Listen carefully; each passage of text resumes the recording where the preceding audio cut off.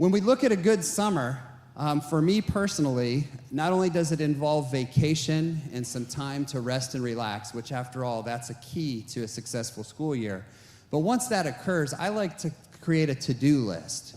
And oftentimes, those are the activities that you didn't have time to complete as you wrapped up a busy school year. Does anyone else create a to-do list? Do you think about the summer, maybe? Does anyone else have someone else create a to-do list for you for the summer? That's not quite as fun.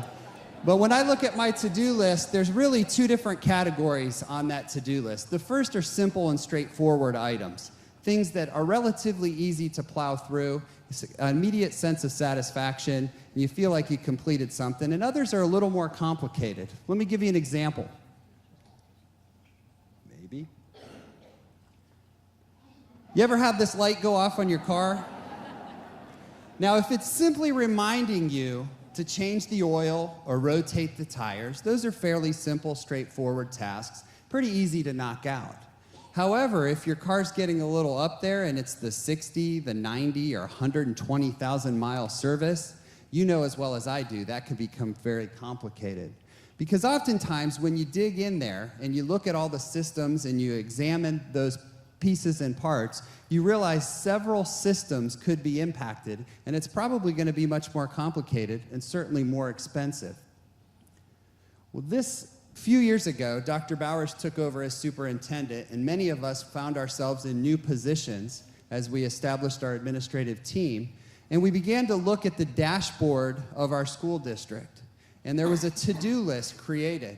Some of those things were fairly easy and straightforward, and others were much more complicated. An example of that was the audit that we completed on our staffing. Some of you were directly impacted by that. Several years ago, we looked at where our student population had shifted, and we wanted to make sure that our workforce aligned with where our students were. Some of you received new assignments based on that work. Doesn't mean it was easy, but it was relatively simple and straightforward. Another project that we're undertaking is our policy manual. It hadn't been updated since 2002, and I know there's some people on the front row who will tell you it certainly hasn't been easy, but it is a relatively straightforward process. But one that was more complicated was to take a look at our aging facilities. This was a big one, because we'd been changing the oil and rotating the tires, but it was really time to dig in and make sure that we had a plan on how we were going to address our facilities for the next 20 years. So we started by partnering with the OFCC, the Ohio Facilities Construction Commission. And we partnered with them because they provided some free services. The first service was to do a complete audit of all of our school buildings, the mechanicals, the roofs, the structure, and they provided us a very detailed report in which they compared our buildings to the state standard.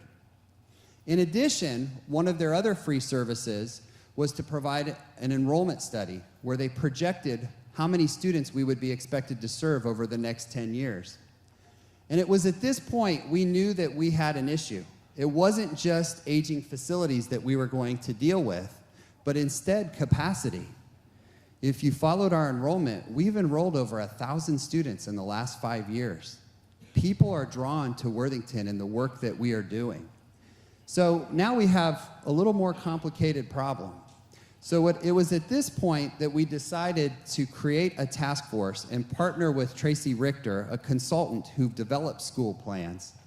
And this is really important because there are some rumors out there about the plan and about the solutions. This task force was made up of community members, and it was done so through invitations.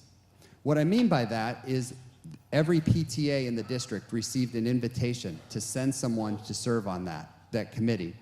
WYB received an invitation. The McConnell Arts Center. As you can see, we didn't select the people to serve on this task force. Instead, our community selected the people to serve on this task force, and there are over 40 people who've committed over a year working on aging facilities and capacity in buildings. Part of that process with the task force was also to complete a second enrollment study, where we really dug into not only will we see more students over the next 10 years, but where will they come from? And it was at this point that the task force determined a third objective. to balance our high schools. You see, Thomas Worthington is already larger than Kilbourne High School, and if you look at our projections, not only do we not have enough space in this building to hold the students who are projected to arrive, but the growth would be faster here than it would be at Kilbourne High School. So the task force feels that we really have 3 objectives. It's getting more complicated. Because of the urgency and the growth and how fast it's occurring, the task force really has shifted our focus. And we've gone from our initial focus of focusing on aging facilities to capacity in buildings. Capacity has become the #1 issue. Personalize this for just a second. Some of you are moving into portable classrooms this summer. Some of you walk across the parking lot to the McConnell Arts Center for your classroom. Some of you share classrooms in the building. Begin to personalize these 3 objectives because we are going to need your help as we move forward in this process. Aging facilities. What examples or what evidence do you see when you come to work of an aging facilities? I'm sure our maintenance department could talk to us about this. Do you see evidence? Balancing the high schools. The folks in the balcony probably would be best to speak to this. But are there going to be some disadvantages if we don't correct this? Will there be programming or elective courses that aren't offered if we end up with an imbalance in our high school population? This is what the task force has been working on. Now, if you followed along closely, you know that in reality, this was developed as CAB, but in a room full of educators, we felt we had to put it in alphabetical order. So if you take a look, I want to just give you a little quiz. Think about this. Who developed the task force? Community. Very good. And when we started this process, our primary focus was? Perfect. And it was after the 2 enrollment studies that we soon realized that our primary objective would be? And finally, the task force takes over and they dig into the details of our plan and they realize the 3rd objective needs to be? You got it. Perfect. So what are the next steps? You're like, he's been up there for 5 minutes and he hasn't once mentioned the draft plans that have been up there or any of the rumors about closing buildings or building new buildings. And the reason is it's really too early to focus on that. The Board of Education will have a work session on the 28th where they're going to dig a little deeper into the work of the task force. Excuse me. The task force then will follow that up with an additional meeting where they will begin to work on recommendations to the school board. Hopefully that will take place in September. And then this fall, there will need to be a decision made on how we're going to proceed. And that is when we'll get into the details of the plans and we will share those with you.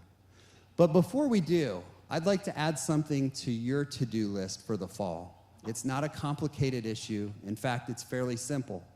What I'd like you to do is to share the ABCs of our facilities planning. Because despite our best efforts to involve people with online surveys and community meetings, our community still believes that the most credible information comes from you. So we need you to personalize this. We need you to embrace these 3 objectives and get the word out on exactly what the district's trying to do when it comes to facilities. There will be time to deal with solutions and to talk about the complicated problem. But at this point, we just want you to focus on the ABCs. So we appreciate your cooperation and helping us partner with our community to find a solution to this very complicated problem. We hope that you have a great school year.